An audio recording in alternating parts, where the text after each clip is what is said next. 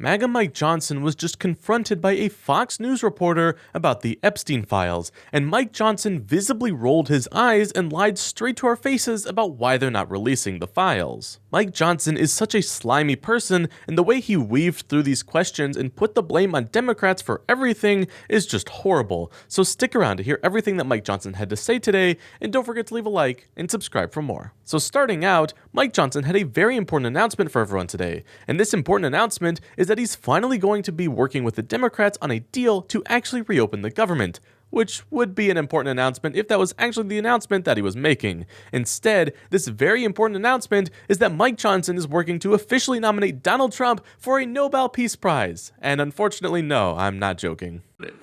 I'm going to make an announcement today. It's the announcement in the U.S. that was made in the Knesset yesterday. I'm proud to tell you that together with my friend Speaker Ohana of the Israeli Knesset, the equivalent of our Congress, we're going to embark upon a project together to rally speakers and presidents of parliaments around the world so that we will jointly nominate President Donald J. Trump for next year's Nobel Peace Prize. No one has ever deserved that prize more, and that is an objective fact. As Speaker Ohana said before the Knesset yesterday, quote, "Whoever saves one life, it is though he has saved an entire world."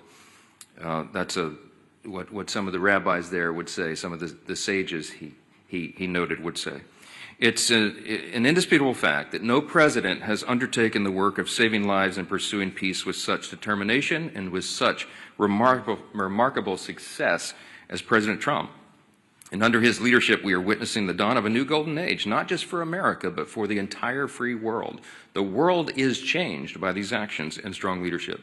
American strength is good for free people around the world, as we say always, and peace through strength is maintained. I am just so happy that our government is working so hard on getting Donald Trump the Nobel Peace Prize that he truly deserves. Who cares that the government is shut down, and that people are losing a ton of money because of tariffs, and that people are about to lose their Medicare access? The most important goal of the government right now should be Donald Trump's Nobel Peace Prize. So thank you, Mike Johnson. But in all seriousness, this is a disgusting attempt by Mike Johnson to suck up to Donald Trump and to distract from all of the bad things that are going on in this country. Speaking of bad things going on in this country, a reporter actually confronted Mike Johnson about the federal agents shooting faith leaders with pepper balls and arresting journalists in Chicago. And like the good Christian that he is, he says that he hasn't seen anyone cross the line yet. I heard of some of the planned protest activity this weekend, and let us know the images we've seen out of Chicago of federal agents shooting faith leaders with pepper balls and arresting journalists.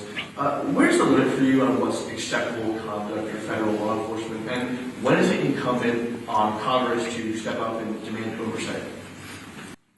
To demand oversight on federal law enforcement? Well, I've not seen them cross the line yet, and that we have committees of jurisdiction who have that responsibility, but it's not risen to that level. What I've seen is the abuse of law enforcement by radical leftist activists. Most recently, the most threatening thing I've seen yet was the naked bicyclers in Portland who were protesting ICE down there. I mean, it's getting really ugly.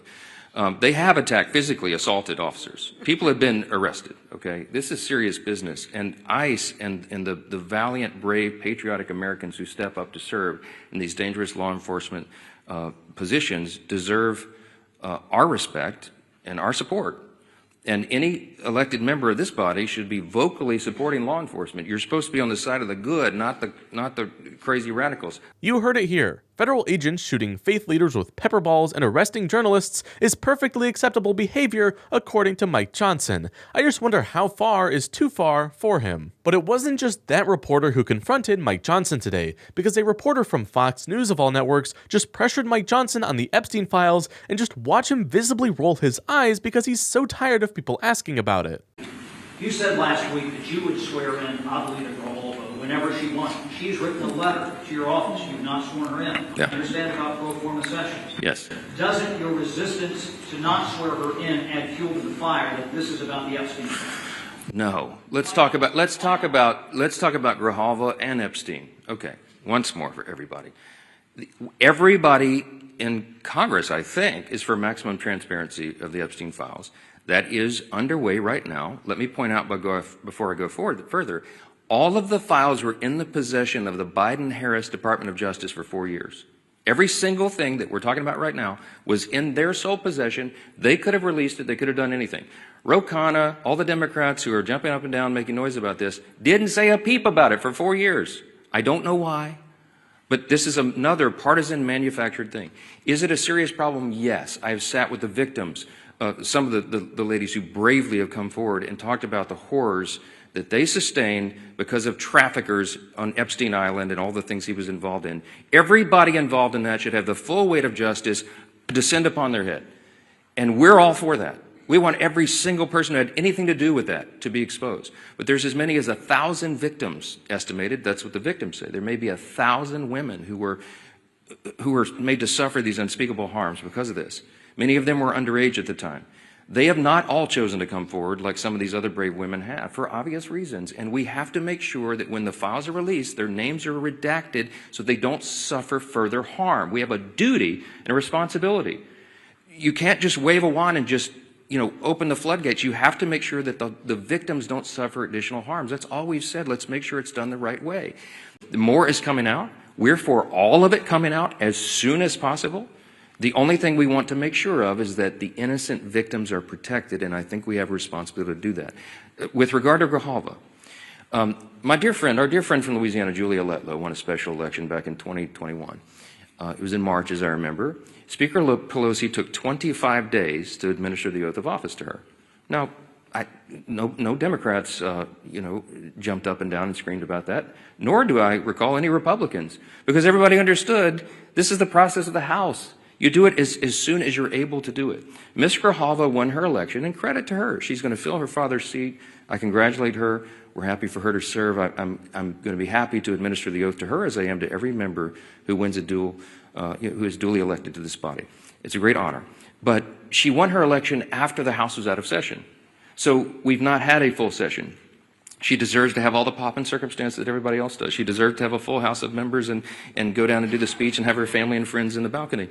That hasn't been scheduled because we haven't had that session yet. As soon as Chuck Schumer opens the government, as soon as Mark Kelly and Senator Gallegos, the two senators from Arizona, Ms. Grijalva's state, will go and join with 3 others and open the government, we're happy. We'll have that as soon as we get back to business. But we have to get back to business. They have to open the government. I don't know how else I can answer that question. Yes, sir. That is just insane. Mike Johnson weaved through that with so many lies, it's making me question if he is now lying even more than Donald Trump does. And of course, somehow Mike Johnson ends this whole tirade with blaming the Democrats because of course he finds a way to do that. But the thing is, nobody is buying what Mike Johnson is saying here. I mean, you have people like Marjorie Taylor Greene calling him out for these lies as well, which tells you all you need to know. This should not be happening.